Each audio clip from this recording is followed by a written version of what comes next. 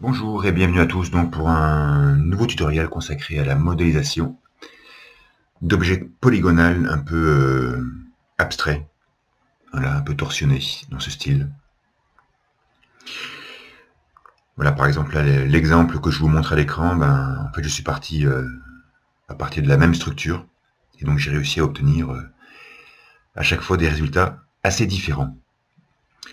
Comme d'hab, je mentionne la page YouTube de John Malcolm qui travaille sur 3D Studio Max et qui fait des choses très sympas. John a aussi une page sur Vimeo. Je vous mettrai les liens dans le descriptif de cette vidéo. Donc nous, sur Cinema 4D, cette fois-ci, on va partir sur une sphère. Voilà, on reste en mode standard. Donc on va la mettre en 200 du rayon et en 14 de segments. On la convertit. Donc on se met en mode point. On va sélectionner donc le point d'en haut et le point d'en bas. On effectue un petit biseautage. En fait, ça c'est juste pour éviter, pour annuler les triangles qui étaient à la base de la sphère. En mode face, donc, on sélectionne les faces qui nous intéressent, donc en l'occurrence celle-ci, et après donc, voilà, une face sur deux.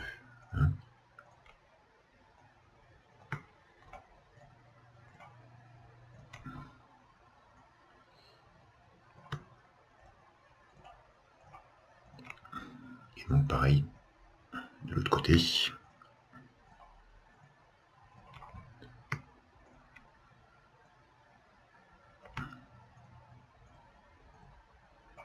Ok. Donc on a ça, on inverse, on intervertit notre sélection, on efface, on optimise, on sélectionne tout, et donc on va effectuer donc une extrusion, en pensant à cocher le mode couvercle. Donc plutôt, voilà, au niveau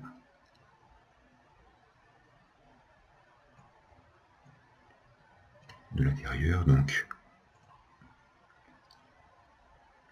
pas aller trop profondément bien sûr, parce qu'il ne faut pas que les edges se rejoignent, mais pas trop loin non plus. Voilà, donc il faut trouver juste un bon compromis, on va dire. Ok, donc là c'est bon. Et ensuite donc nos faces, donc on va compter donc toutes les faces qui se font face. Donc en l'occurrence celle-ci et celle-ci. J'appelle l'outil pontage. Et donc on va effectuer la petite rotation dans ce sens-là. Donc je sélectionne la face. Et en outil pontage, donc je vais donc ponter du point qui est au fond à gauche sur celui qui est au fond à droite. Voilà, pour effectuer donc cette fameuse rotation. Et donc je vais effectuer le pontage pour toutes les faces désirées.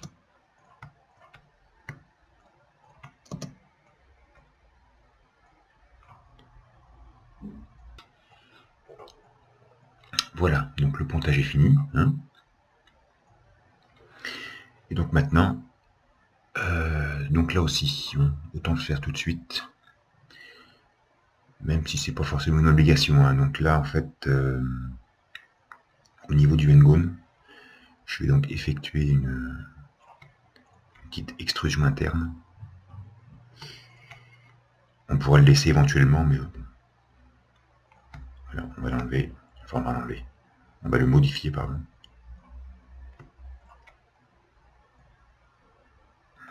Qu'est-ce qui s'est passé?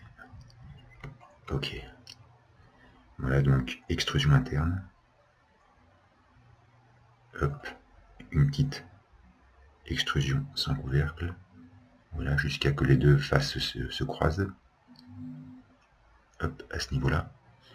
On efface ces quatre faces, on va dire, et là on optimise. Donc vu que je connais pas la distance, je vais optimiser à 5. Voilà. Comme ça j'ai un bel objet uniquement avec des quadrangles. Donc là bien sûr il y a des pâtés. car généralement quand on fait le pontage, il faut quand même penser à... Voilà, là elles étaient trop rectangulaires en fait, mes faces que j'ai pontées. Il aurait fallu qu'elles soient plus... qu'elles ressemblent plus à un carré. Enfin ça c'est pas grave. Donc là j'ai ma structure. Hein. Donc comme j'expliquais tout à l'heure, à partir de la même structure, on pourra obtenir des résultats très très différents. Donc je la duplicate, et comme ça on pourra y revenir tout à l'heure. Donc en face, sélection par boucle, et donc là je peux commencer à sélectionner. Voilà. Sélectionner des groupes de faces. Hein. Donc par exemple, on va commencer par celui-ci. Hop, on va s'arrêter là. On inverse, on efface, on optimise. Voilà. Donc j'obtiens ça. Donc là on constate qu'il y a pas mal de faces hein, qui se croisent. Donc on met dans un hyperNURBS, et voilà ce qu'on obtient. Donc une fois qu'on a mis dans l'hyperNURBS, on constate que ça ne se croise plus autant. Mais des fois c'est pas mal, donc, dans notre objet, d'effectuer un petit coup de fer à repasser, voilà, pour adoucir un peu le tout. Voilà. Hop. Et donc là, j'ai mon objet. Voilà.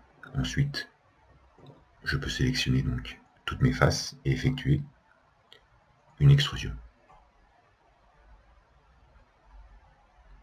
Hein. Voilà. Comme ceci.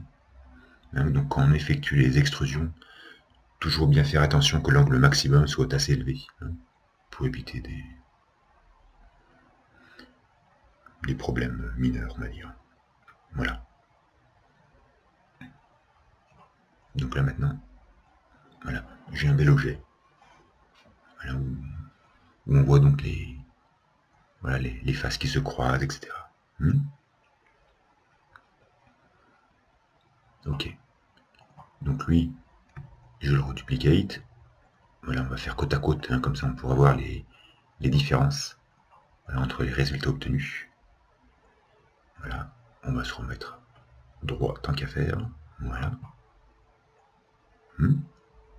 Donc là maintenant, cet objet, directement, je le mets dans un hyperNURBS. Voilà, donc j'obtiens ceci. Voilà. Voilà, ce qui est déjà sympa, hein, je trouve que voilà, même l'objet, même la structure de base dans un hyperNURBS rend quelque chose d'intéressant.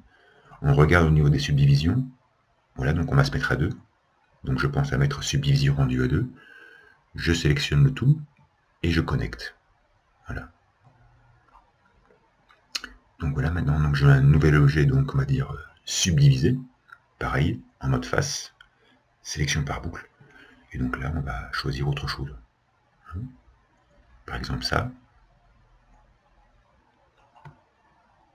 Et puis ça. Ok?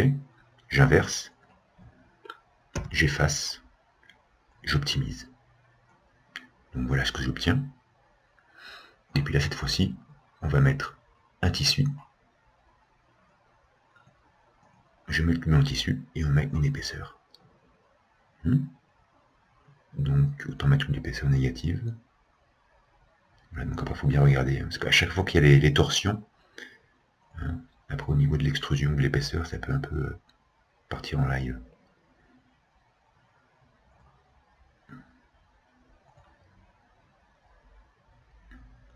Voilà. Et donc là,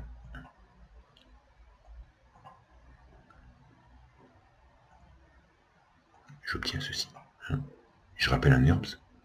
Donc là, pour des questions de lisibilité, le NURBS, je vais le mettre au même niveau que l'objet principal, l'objet hop, et là, le tissu. Et donc là, j'obtiens ceci. Voilà. Donc à partir de la même structure, voilà, j'obtiens une chose totalement différente. Hein. Voilà.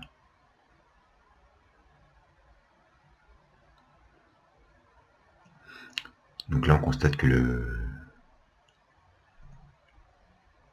NURBS adoucit le tout en fait. Hein.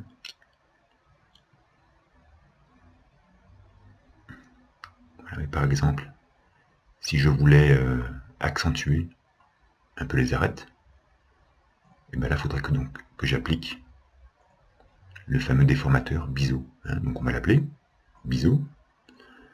On va le mettre en enfant de surface tissu. Donc là, il fait un biseau en gros sur tous les edges. Hein, donc je suis en mode arrête. OK. Utiliser l'angle. Voilà. Donc là maintenant, il effectue le biseautage que lorsqu'il est confronté à un angle supérieur à 45 degrés. Enfin 40 degrés, pardon. Donc on peut même mettre 60. Voilà. Et là, le biseautage, on le fait très léger. Voilà, à 0.1. Et maintenant, quand je réactive l'hypernorms, voilà, j'ai un objet avec voilà, des arêtes un peu plus franches. Voilà. Je désélectionne le déformateur. J'ai quelque chose d'assez arrondi. Je sélectionne le déformateur. Voilà, quelque chose d'un peu plus franc. Sympathique, hein. Donc voilà en gros le troisième objet qu'on a réussi à obtenir à partir de la même base. Et donc là, on va en faire un troisième. Hop. Donc je le mets là. Je vais le déplacer. Hein, pareil, toujours pour qu'on puisse faire une comparaison. En mode face. Sélection par boucle. Et donc là, on va voir ce qu'on peut sélectionner. Donc là, c'est vrai que la sélection est un peu... il sélectionne beaucoup de faces, en fait, une fois qu'on...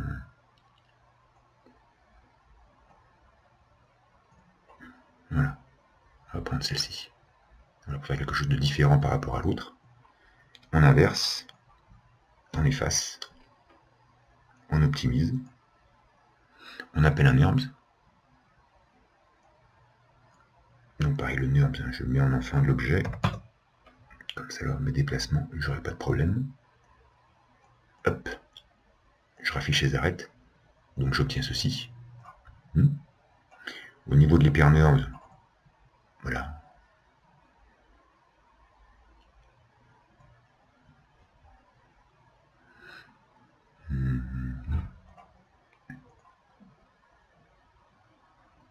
Bon, pareil, on va le mettre à 2. Hop, on convertit tout ça.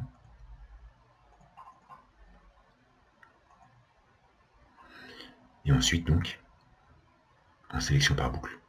Voilà, on voit un peu ce qu'on sélectionne. Par exemple, ça et ça.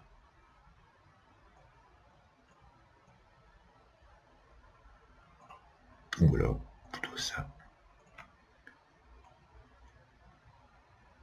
Voilà, ça et ça. Allez hop, on inverse, on efface, on optimise.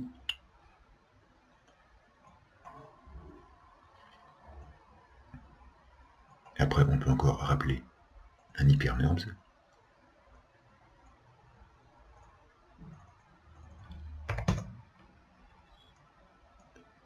On met dans l'hyperNURBS. Voilà, on a bien quelque chose d'un peu plus doux, on va dire. Et après, donc là, on peut faire une petite extrusion. Comme ceci. Et après, on en fait une deuxième, sans couvercle, à 0.1 pour accentuer. Voilà. Donc, en gros, à partir d'une même base, hein, on constate que j'ai réussi à obtenir 3 objets quand même assez différents, mais tous très sympathiques. Voilà, en gros, la technique à suivre. Après, bien sûr, c'est...